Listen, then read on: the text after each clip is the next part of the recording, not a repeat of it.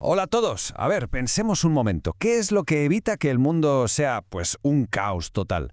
Parece que hay como un manual de reglas invisible, ¿verdad? Una especie de sistema operativo que hace que los países se entiendan entre sí. Pues bien, hoy vamos a meternos de lleno en ese sistema, el derecho internacional público. Claro, porque la pregunta es esa, ¿no?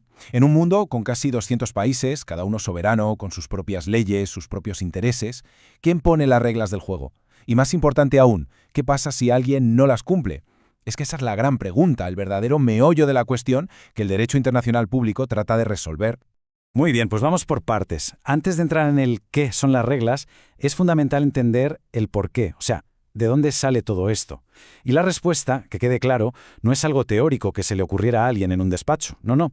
Estas normas nacieron de una necesidad muy, muy real.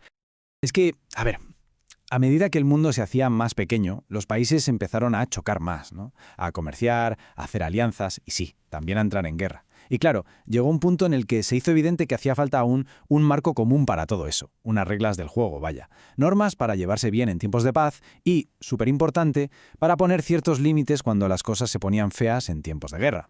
Vale, si estamos hablando de un sistema de reglas para naciones, lo primero es definir al jugador principal, al protagonista de toda esta historia, el Estado. Porque, a ver, ¿qué es exactamente un Estado? ¿Qué hace que un pedazo de tierra con gente se considere un Estado de verdad, con todos los derechos y deberes a nivel internacional? Y aquí tenemos la receta, por así decirlo. La Convención de Montevideo de 1933 lo dejó bastante claro. Para ser un Estado se necesitan estos 4 ingredientes sí o sí. Primero, una población permanente. Segundo, un territorio definido. Tercero, un gobierno que mande ahí. Y cuarto, y esto es clave, la capacidad de relacionarse con otros estados, de jugar en la liga internacional.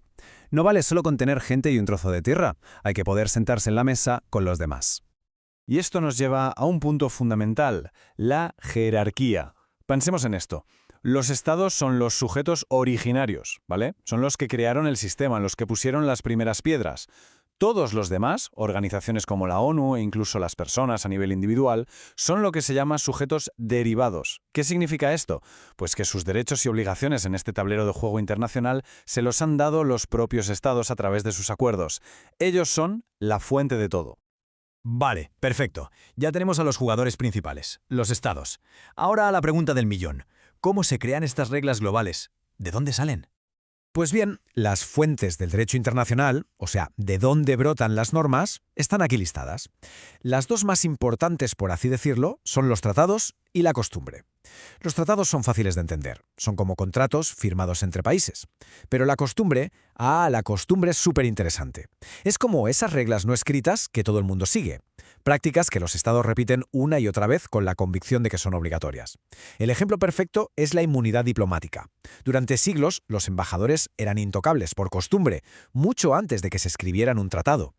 Para que todo esto no suene tan abstracto, vamos a poner un ejemplo práctico. ¿Cómo nace un tratado? Tomemos el caso de Colombia. Es un camino largo, ¿eh? No es solo llegar y firmar. Primero, claro, hay que negociar los términos con otros países. Una vez que hay acuerdo en el texto, empieza el viaje de vuelta a casa. Y aquí viene lo importante. El tratado tiene que pasar un filtro interno. En este caso, el Congreso y la Corte Constitucional lo revisan con lupa. Si le dan el visto bueno, y solo entonces, el Estado dice, ok, me comprometo. Es una especie de baile, un equilibrio delicado entre lo que se pacta fuera y lo que se aprueba dentro. Y en el momento en que un Estado da ese sí quiero final, entra en escena un principio que es, literalmente, la piedra angular de todo este sistema. Pacta sunt servanda. Son antiguo, pero el significado es increíblemente actual. Los pactos están para cumplirse. Así de sencillo y así de brutalmente importante. Es el pegamento que lo mantiene todo unido. La idea básica de que si un país da su palabra, esa palabra vale algo. Sin confianza, sin este principio, todo el edificio de los tratados internacionales se vendría abajo como un castillo de naipes. Muy bien, tenemos reglas. Y tenemos un principio que dice que hay que cumplirlas. Pero seamos realistas. A veces hay problemas, ¿no? Surgen disputas. Entonces, ¿quién decide quién tiene razón? ¿Quién es el árbitro en este partido global? Ojo aquí, porque este es un punto donde mucha gente se lía, pero vamos a dejarlo súper claro. Hay dos grandes tribunales internacionales, pero hacen cosas totalmente distintas. Por un lado, la Corte Internacional de Justicia, la CIJ. Esta es la Corte de los Estados. Problemas de fronteras entre dos países, a la CIJ. Una disputa sobre un tratado, a la CIJ. Es Estado contra Estado. Y por otro lado tenemos la Corte Penal Internacional, la CPI. Esta es completamente diferente. Aquí no se juzga a países, se juzga a personas, a individuos, y no por cualquier cosa, sino por los crímenes más terribles que existen. Y precisamente la existencia de esta corte, la CPI, nos cuenta una historia increíble. La historia del cambio más radical que ha vivido el derecho internacional en los últimos 100 años. Es que fijaos en esta línea de tiempo. En 1945, justo después de la Segunda Guerra Mundial, toda la atención estaba en los estados. La idea era que no vuelva a pasar. Vamos a crear un sistema para que los países cooperen. Pero solo 3 años después, algo cambia. Con la Declaración Universal de los Derechos Humanos, el foco empieza a moverse, del Estado a la persona. Y el gran salto llega en 1998, con el Estatuto de Roma que crea la CPI. Ahí se consolida la idea de que las personas de carne y hueso también tienen que rendir cuentas ante la ley internacional. Y este es el giro de guión. El derecho internacional dejó de ser un club privado solo para estados. Se transformó para ser también un escudo para la gente. Y esto es una doble vía. Por un lado, las personas tienen derechos que los estados deben proteger. Por otro, también tienen obligaciones y pueden ser juzgadas si cometen los crímenes más graves. Y que quede claro, cuando hablamos de esta responsabilidad individual, no hablamos de un robo o una estafa, no. La CPI se ocupa de lo peor de lo peor. Los crímenes que nos horrorizan a todos como seres humanos. El genocidio, los crímenes de lesa humanidad, los crímenes de guerra. Fijaos que el gráfico no los pone uno encima de otro, no hay jerarquía. Todos son considerados de la máxima gravedad. Son actos que, como se suele decir, conmocionan la conciencia de la humanidad. Bueno, hemos hecho un buen recorrido, ¿eh? De dónde salen las reglas, quiénes son los jugadores, cómo ha cambiado el juego, pero al final del día, ¿qué tenemos? ¿Cómo funciona esto en el mundo real, hoy?